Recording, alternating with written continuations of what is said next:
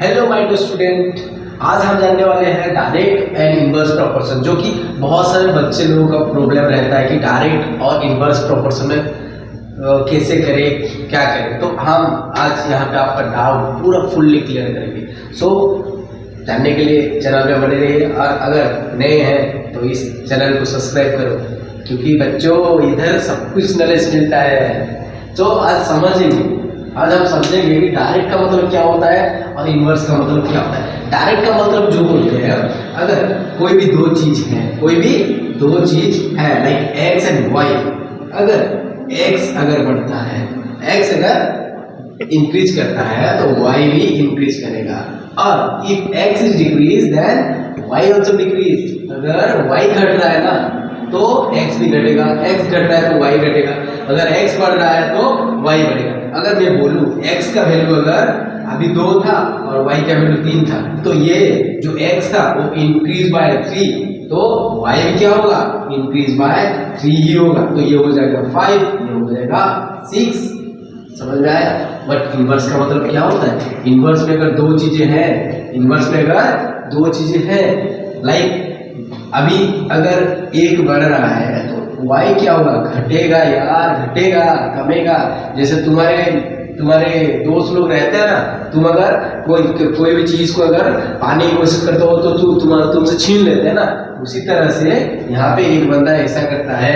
अगर x अगर अभी 2 था, y अगर 3 था, तो ये अगर 3 बढ़ेगा तो इसका वैल्यू हो जाएगा 5, बट ये क्या करेगा, उतना ही सेम अमाउंट ही इसका घटेगा यार, तो ये हो जाएगा 0, ये हो जाएगा 5। समझ में आया। तो इसका मतलब ये है कि, और एक चीज है यहाँ पे जो डायरेक्ट में रहता है, तो रिलेशन क्या रहता है, डायरेक्ट में रिलेशन उनका डायरेक्टली रिलेशन रहता है। तो मैं यहाँ पे दिखा दूंगा आपको, वे इमेज करना। तो देखो डायरेक्ट प्रोपोर्शन में क्या होता है, डायरेक्ट प्रोपोर्शन में x is directly proportional to y. x is directly proportional to y, where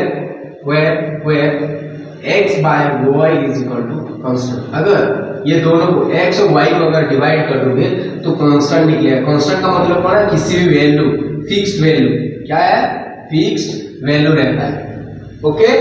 और इनडायरेक्ट में क्या होता है, इन केस ऑफ इनडायरेक्ट में क्या होता है, इनडायरेक्ट में x is not inversely proportional to the y, inversely proportional to y, because x अगर बढ़ेगा तो y घटेगा, अगर y बढ़ेगा तो x घटेगा। तो इसको हम रिप्रेजेंट करते हैं x into y is equal to constant। ये दोनों इक्वेशन अगर रह गया ना तो आपको समझ में आ जाएगा। बट कोई दिक्कत नहीं है, हम यहाँ पे डायरेक्ट का 2 क्वेश्चन करेंगे और इनवर्स का 2 क्वेश्चन करेंगे।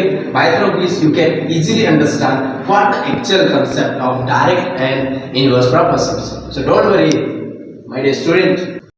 सो हियर स्टूडेंट, क्वेश्चन देखो इधर, if 5 notebook cost is 60 rupees, then how many cost of 8 notebooks? So ये डायरेक्ट प्रोपोर्शन का क्वेश्चन है। तो मैंने अभी बताया था आपको कि अगर कोई भी चीज बढ़ रहा है इधर डायरेक्ट प्रोपोर्शन में, तो नेक्स्ट वाले चीज क्या आएगा, वो भी बढ़ेगा। तो कैसे सॉल्व करेंगे, तो लेट यहाँ पे कितने दिया है, 5 नोटबुक, तो इधर हम लिख सकते हैं, इधर नंबर ऑफ नोटबुक को हम x लेंगे, और इधर कॉस्ट जो भी है, कॉस्ट को हम y लेंगे। तो एक टेबल फॉर्मेट बना लेंगे इधर, क्योंकि ये वाला बहुत नेसेसरी है, ऐसे टेबल बनाएंगे। टेबल बनाने के बाद हमें क्या दिया है, जब नोटबुक कितना था, नोटबुक जब 5 था तो इसका कॉस्ट कितना है, कॉस्ट है 60, और जब ये 8 नोटबुक होगा तो इसका कॉस्ट कितना होगा। तो हमें क्या, कुछ नहीं करना है ब्रो, इधर रूल के मुताबिक, रूल क्या था, x by y is equal to constant था ना, तो कांस्टेंट इधर कितना है, कांस्टेंट कितना है यार, ढूंढना पड़ेगा। तो इधर देखो, इधर सिंपली हमें क्या करना है, इसको ले लेना है x1, इसको ले लेना है x2, इसको ले लेना है y1, इसको लेना है y2। तो हमें y2 अभी निकालना है, y2 दिया नहीं, तो y2 निकालने के लिए क्या करेंगे, 5/60 इज इक्वल टू 8/y2। तो डू यू नो, इसको क्रॉस मल्टीप्लिकेशन कर देना है तो ये हो जाएगा कितना, 5y² is equal to 5y² is equal to ये कितना हो जाएगा 60 into 8, 5y² is equal to 48 0 and y² इज इक्वल टू 480 divided by 5 and this is we know 5 1 ja 5 9 ja 45 then 3 left out, 5 6 ja 30, so y2 is equal to 96 rupees. Got? So therefore cost of 8 notebook is 96 rupees। और ये एक method, इसको और एक तरीके से तुम सॉल्व कर सकते हैं, वो तरीके बता दूं। इसको पहले स्क्रीनशॉट ले लो, पॉज करके लिख लो, उसके बाद मैं बता रहा हूँ।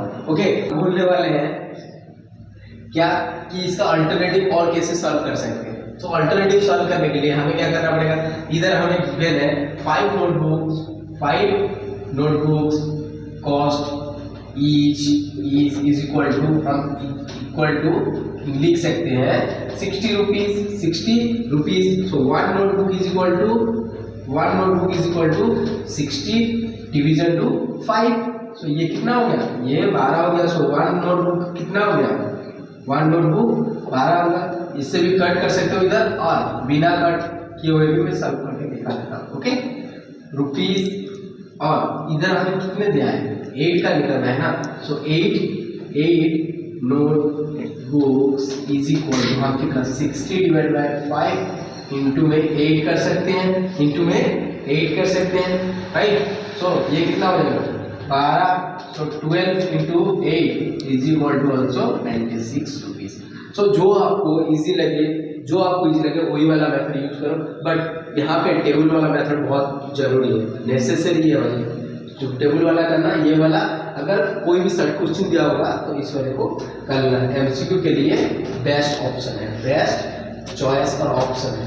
ओके, सो आज के लिए इतना ही, इनवर्स प्रोपोर्शन कल पढ़ेंगे। ओके, सो नेक्स्ट वीडियो के लिए सब्सक्राइब करो और बेल आइकन को ऑन करके रखना, नोटिफिकेशन डायरेक्ट जाएगा। ओके।